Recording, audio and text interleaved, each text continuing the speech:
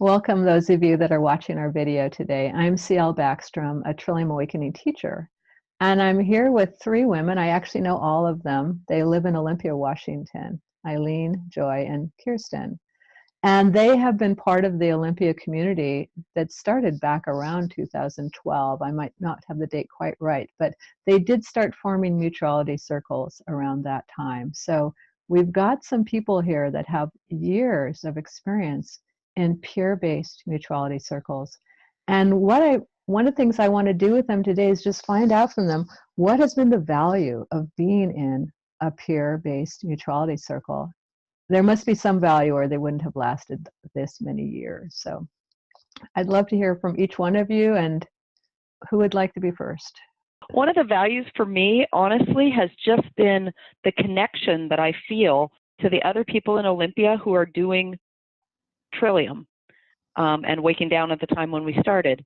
There's a way in which meeting monthly, which is what our circles do, it just gives us way more contact time with each other than we would have if we were only going to teacher-led sittings or workshops or big long events. If I was able to say the balance of time that I've spent in Trillium in Olympia between the mutuality circles and everything else, the mutuality circles are just more volume. So that's one of the values to me, is just that contact time. Mm-hmm. And in the beginning, it was all we had. I mean, we didn't have teachers in our community. And so, and there were several of us that were just so hot for the work.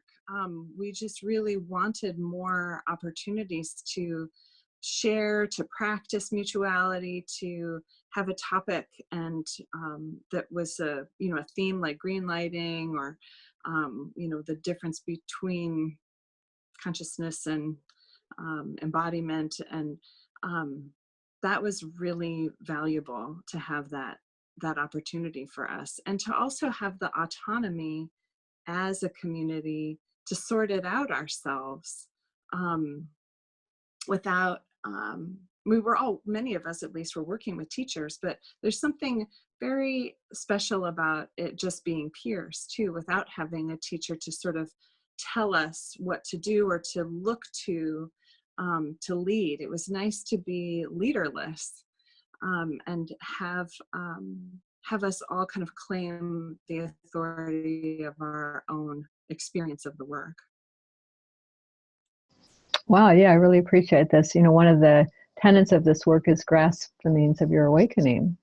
And that's a kind of a student-centric action, that we actually grasp it. And so here you were in a community that didn't have teachers at the time when it started. And so you were all collectively creating mutuality circles as a way to grasp the means of your awakening.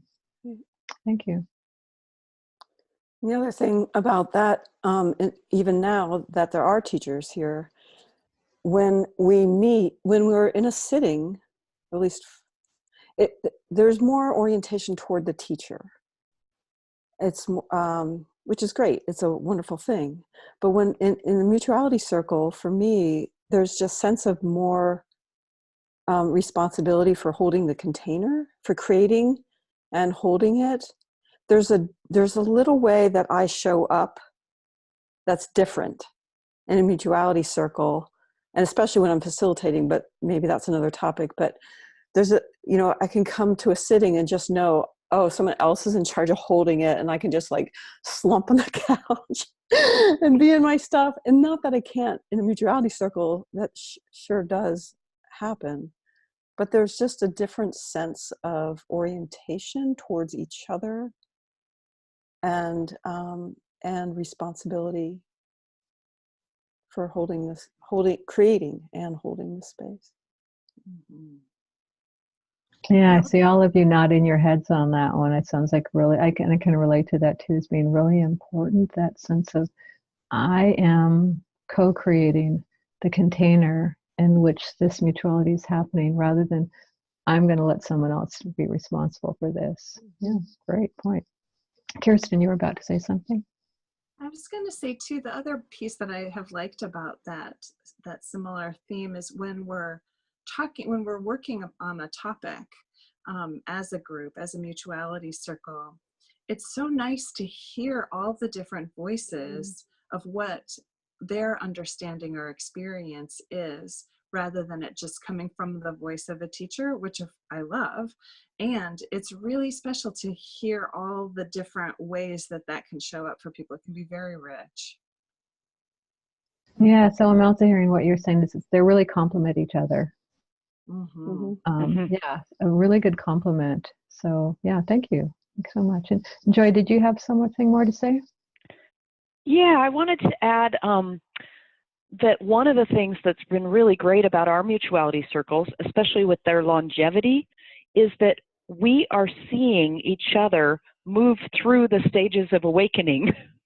Like, we're hearing about them, we're reading about them, and we're watching it in real time with each other. It's so powerful. It's just, I don't know how to state it enough, that we're with each other in the sacred unraveling. We're with each other when someone has a second birth and we celebrate it as a community. We're with each other when they figure out that they're still just mired in their crap after that. So to me, it's amazing to witness and to be witnessed as we're doing this over all of these years. It's a gift. It anchors the work more fully for me. It's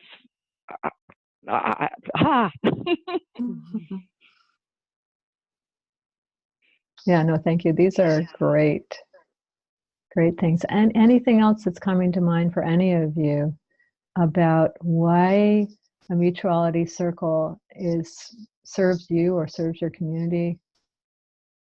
Well,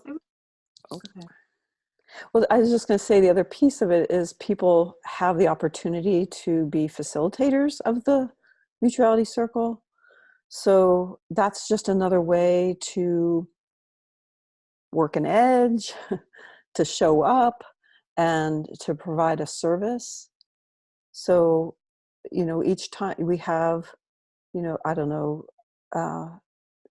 what percentage of the whole mutuality group are facilitators, and there's a process to become a facilitator. But when I hold the facilitator role, again, there's just another way that I'm showing up and taking responsibility and this sense of service and practice. It's practicing all kinds of skills, from figuring out the timer to how to hold tensions in mutuality, or if someone is really going down the path of trying to fix or advise someone else, like how so there's a lot of skill development. And yeah, thank you. Can you share for people that are watching this, what are some of the things that you have as facilitator do? Like you said, time. It sounds like you much kind of divide your shares equally, so the facilitator times that. Is that correct? Right. And what else do you have a facilitator be? So usually the facilitator picks a topic, but sometimes that evolves sort of organically from the group, and the group decides. But if the group hasn't decided, the facilitator picks a topic for exploration, gets materials out, finds materials on that topic before we meet, and then just kind of facilitates the flow of the conversation. There's different ways to have that conversation, or how to even use the time. Some people are getting more creative, and both Kirstin and Joy, I think, are pretty creative about how to use the time, rather than, maybe more embodied ways, kind of movement or showing, those kinds of things, not just verbal sharing. So being able to make some decisions like that, like today I want to try this, or do our shares like that. And then, then set a timer, divide the time for the meditation gazing, and then topic sharing, and then for sharing. Yeah, great. And let me just ask, go ahead, Joy. Speaking of gazing, the facilitator also organizes the gazing. Great. It sounds like you guys are really have developed this kind of very in a fine way, you know. So you have different points. You do the gazing during it. There's a topic that's a theme for that particular group. Is it so? Just for one meeting is the theme, correct? The topic, and then there's also time to maybe structure some kind of conversation around that theme. And then is there also time for personal sharing that's not around the theme? Okay, so you really do cover a lot. The groups are 3 hours long. Okay, yeah, so that's you need the time to be able to do all of that. Yeah. Anything else about how it is that the facilitator role? And do you does one person facilitate for many meetings in a row, or do you swap it around each meeting? How do you organize that? We take turns each meeting. Yeah. We don't do a bunch in a row. But Kirstin, did you have something else to add on the value? Did you have a thought? Well, the only other thing I was going to say was just how much I value the intimacy of the groups, kind of from what you were saying, Joy, the connectivity and intimacy and the opportunity to practice mutuality with people who want to, you know, that's what they're doing. They're practicing mutuality together, and to be able to practice being daring in a way that you might not in another setting. Just what a blessing all of that has been, just along the main thing of just having a place where every month you can share what's happening for you and be supported and be received, and nobody's going to try to fix you. No one's going to give you advice, and you can just have this container to unfold what's real. Yeah. Yeah, it's nice listening to all of you. We can just take a little pause and see if there's anything else that's coming up for any of you about other ways that you have received benefit from being in your mutuality group.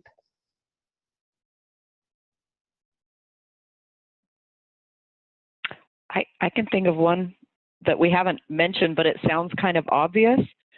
I think it accelerates our whole being awakenings more than if you're just working with the teacher and going to sittings when you can and all of that. It's part of the catalyst. It's the pressure cooker. It's all of it. I really think it really does just move you more. I was going to just say more quickly through the work, but I also think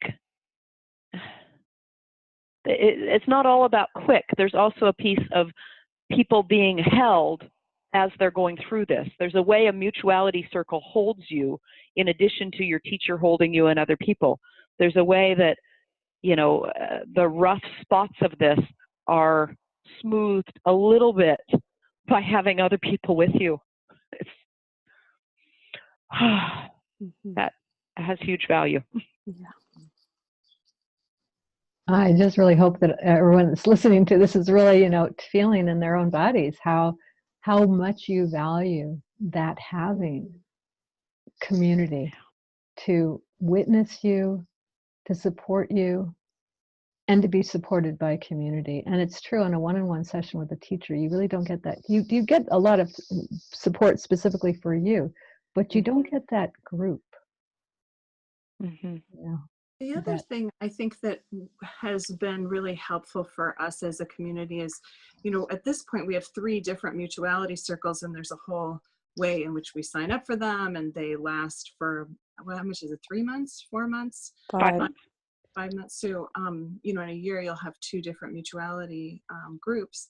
But at the beginning of each cycle, we read about why we meet. You know, there's a whole, I mean, many times the groups spend the whole first meeting just reinvigorating, why are we doing this? What's the value of this? There's a couple of readings that that we also do, like poetry that people have written that also holds some of the value of what deep listening is, what really allowing somebody to be who they are and where they are. It's just a nice way to sort of set the tone for the next 5 months. Yeah, no, that's really, really, really great. I remember there's an old teaching story I come back to again and again. It's from India, but the story was that some person is given a large diamond that's cast in such a way that, or mounted in such a way they can wear it as a necklace or pendant. But over time, they forget what the value of this ornament that they're wearing. And so then this teaching story goes on, is that forgetting what the value of it is, they sell it for the price of a spinach. So again, we have to keep intellectually understanding the value of something, be reminded of the value of something, so we can kind of see that value by having it be pointed out to us. I love this idea that as your groups reform, you actually spend some time. Why are we doing this? Mm-hmm. And reorienting to why we're doing it. So you don't sell the mutuality, group for the cost of a spinach, because you've no longer, just become kind of a habit or something like that. And it's no longer in the framework of its particular value. So thank you for sharing that tip. Well, I can read, because I pulled up the sort of succinct statement we came up with about the purpose of Trillium Olympia's Mutuality Circles is to support and empower practitioners in their whole being realization in the heart and spirit of the Trillium path.